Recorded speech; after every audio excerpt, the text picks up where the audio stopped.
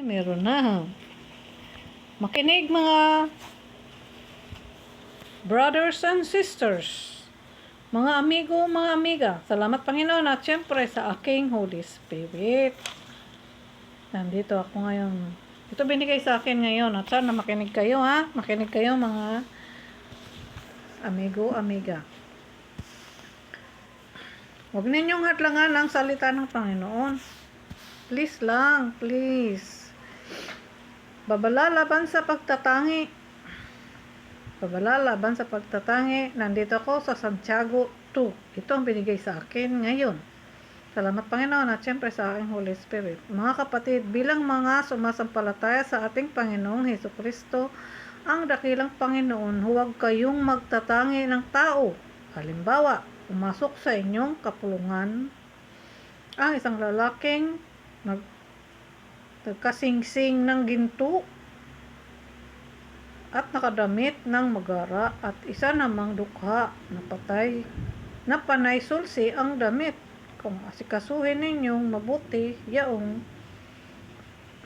magara ang damit at sabihin sa kanya, dito kayo umupo, at sabihin naman sa dukha, tumayo ka na lang dyan, o kaya sasahig ka na lang maupo, pagtatangin na kayo at tumahatol ng mali.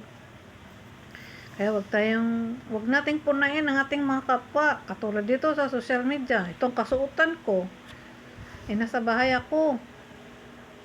At nagre-report lang ako pag may binigay sa akin ng Panginoon ng mga mensahe. Kaya, ito binigay niya sa akin. Huwag tayong magtatangin ng tao. Huwag tayong mamimili kung ano man yung klaseng kasuotan meron siya. Dahil hindi yan ang mahalaga. Ang mahalaga ay ang mapakinggan natin ang salita ng Panginoon. Yun ang tama. Hindi sa kasuotan at hindi tayo dapat nagtatangi ng tao. Kung ayaw nyo sa akin, di huwag kayong makinig. Simple lang naman, di ba? Huwag kayong makinig. Hindi ko kailangan ng mga damit na magagara. Importante sa akin ang makapagsalita mula sa Panginoon na binigay niya sa akin. Yun lang. Huwag niyong pupunain ang kasuotan ng bawat tao. Dahil may kanya-kanya tayong gusto, may kanya-kanya tayong favorite sa ating mga pagkatao. Nag-react tuloy sa kanina, dapat hindi tayo magtatangi ng tao. Kahit sa social media, gusto niyo nakahubad? Ayun, doon kayo manood sa kanya. Ito, salita ng Panginoon para sa atin. Kaya gusto niya, ipahayag ko ito para sa inyo. At naway, huwag ninyong hadlangan dahil ito naman para sa ating lahat. At nang mapakinggan ninyo, kung ayaw nyo makinig, nasa sa inyo pa rin. Ito, nakasulat ito. Huwag tayong magtatangi. Nakasuot lang ng mga postorong damit. Yun na ang gusto nyo. O di, kayo na. Yan, ito pinabasa sa akin. Dahil nga, nag-react kayo sa mga kasuotan ko. Gusto niya nga yung may butas-butas na damit ko. Gusto niya yun. Mag-perform ako doon sa damit kong yun, yung may butas, may sira-sira. Yun ang gusto ng Panginoon, isuot ko lagi. At marami siyang binibigay mensahe pag yun ang sinusuot ko. Tsaka nandito lang naman ako sa bahay. Bakit pa, di ba? Ang importante, ang salita ng Panginoon, hindi yung kasuotan, di ba? Makinig mo kayo sa hindi, nasa sa inyo pa rin. Nasa sa inyo ang pagpipili kung sinong panurin nyo, ng kahubad-hubad ba? O yung nagsasalita ng katotohanan para tayong lahat ay maligtas. Kung ayaw nyo maligtas, di doon kayo manood sa gusto nyo panoorin. Kung nabubor kayo sa akin, wala naman akong magagawa, di ba? Wala akong magagawa. Ito, sinulat ng Panginoon dito. Pinapasulat niya kay Santiago na huwag magtatangi ng tao. Malinaw ba yun? Mga migo-miga. Ito, pinabasa sa akin. Nandito na ako sa sunod. Tingnan ninyo ang kapatid kong minamahal. Hinirang ng Diyos ang mga dukha. O, tingnan mo.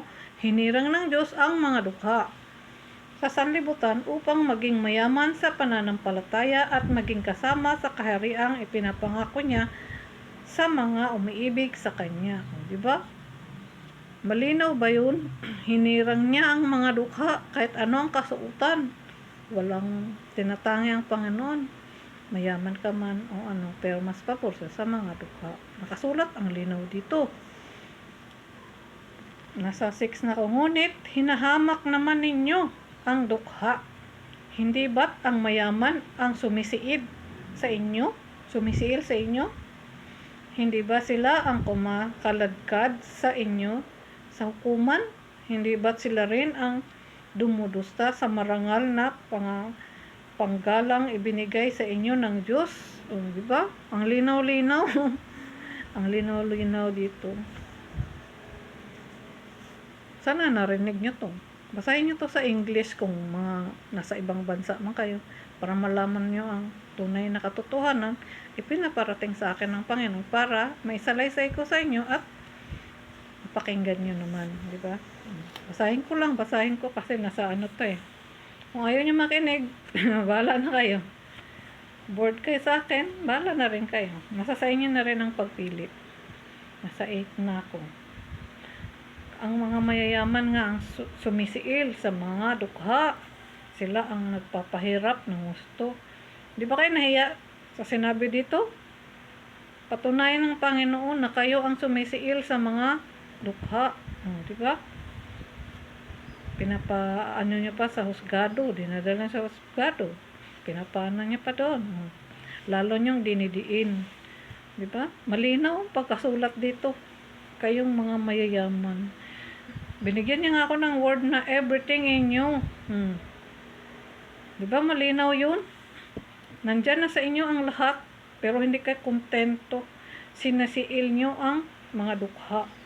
Pinapahirapan nyo. Di ba malinaw sa inyo yun?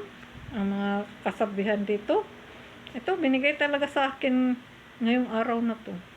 Para maipasalaysay sa inyo. Mga walang contentment sa buhay. Kaya ang mga dukha ang tinatarget ninyo. Wala naman akong magagawa dahil ito binigay sa akin ng Panginoon. Kaya ito binasa ko para sa inyong lahat. Sana naunawaan nyo. Tuloy lang po. Mabuti ang inyong ginagawa kung tinutupad ninyo ang kautosang ibinigay ng Diyos na nasasaad sa kasulatan. Gusto ng Panginoon kung anong mga nakasaad sa kasulatan at ipinapatupad natin. Hindi. Hindi nyo pinapatupad. Ang ginagawa nyo, tinatago nyo. At kayo ang nagpapatupad. Tinawag ba kayo ng Panginoon? Sinabi niya, hindi ko sila tinawag, di ba? Nakasulat yan. Sinabi yan talaga ng Panginoon. Hindi ko sila tinawag, hindi ko sila. Ang Panginoon ang tumawag sa akin. Tinawag niya ako.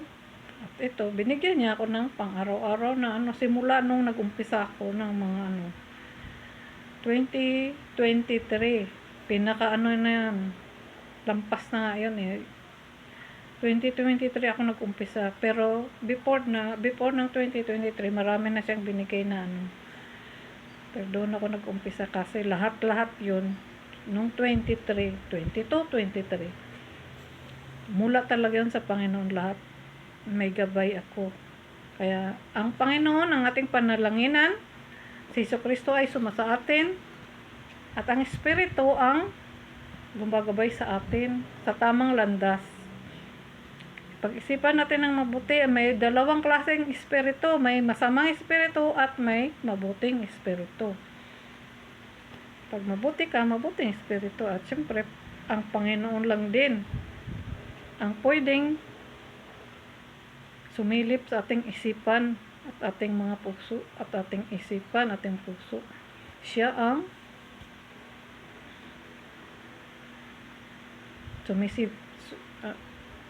sumisilip. Siya ang nagsisiyasat ng bawat puso ng bawat tao.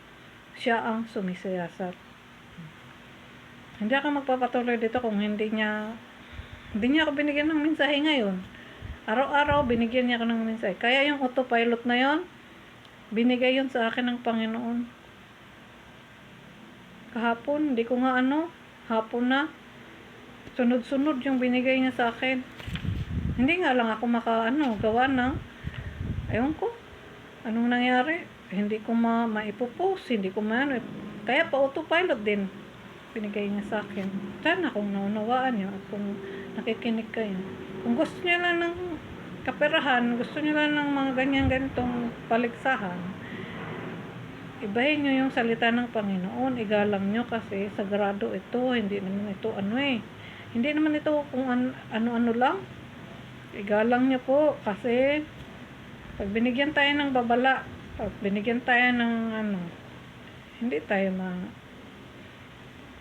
maging tayong lahat sa pare-parehong paparusahan. Pag hinahadlangan nyo kasi, hinahadlangan nyo talaga sa totoo lang. Dapat wag nyong hadlangan ang salita ng Panginoon. Salamat. Tuloy lang po. Ibigin mo ang inyong kapwa gaya ng iyong sarili. Ibigin natin ang ating kapwa gaya ng iyong sarili. Ganun ka ba umibig sa iyong kapwa? Nilapastangan mo. Sinisiid mo siya. Kinokontrol mo siya. Hindi ganyan ang pagmamahal sa kapwa. Dapat ang pagmamahal sa kapwa ay may kalayaan tayong lahat. May kalayaan tayo.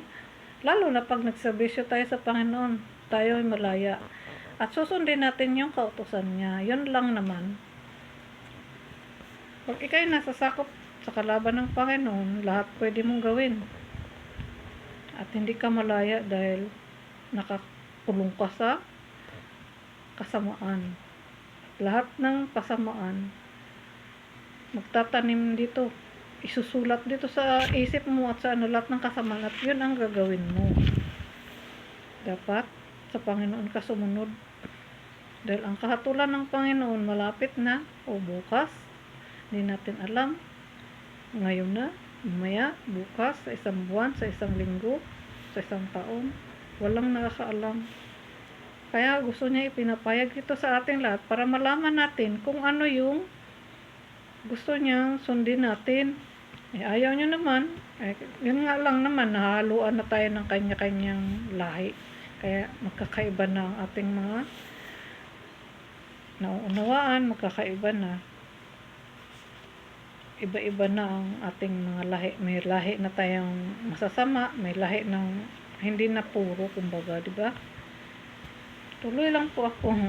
Ngunit, kung hindi pare-pareho ang tingin ninyo sa tao, kayo'y nagkakasala ayon sa kautusan, dapat kayong parurusahan. Narinig niyo yun? Kung hindi pare-pareho ang tingin ninyo sa pare-parehas lang tayo sa Panginoon, hindi ba? Kahit may itim ka, maputi ka, mataba, payat, kahit negro ka man, o maputi ka man, o inchik ka man, o Pinoy ka man, iisa lang tayo sa Panginoon, sa paningin ng Panginoon. Dapat pantay-pantay ang ating turingan. Isa lang, ganyan ang pagmamahal. Hindi, wala tayong tagtatanging tao. Pare-parehas lang tayo. Pero lang kung masama siya, yun. Siyempre, ikaw, gusto mo ba yung ganong ugali? Masama. Yun, gusto mo ba yung ganong sundin mo ang pagkatao niya? Nasa sa inyo pa rin ang pagpili. Nakasulat dito, ang linaw-linaw ng kautusan ng Panginoon para sa atin. Hindi pare-pareho ang tingin ninyo.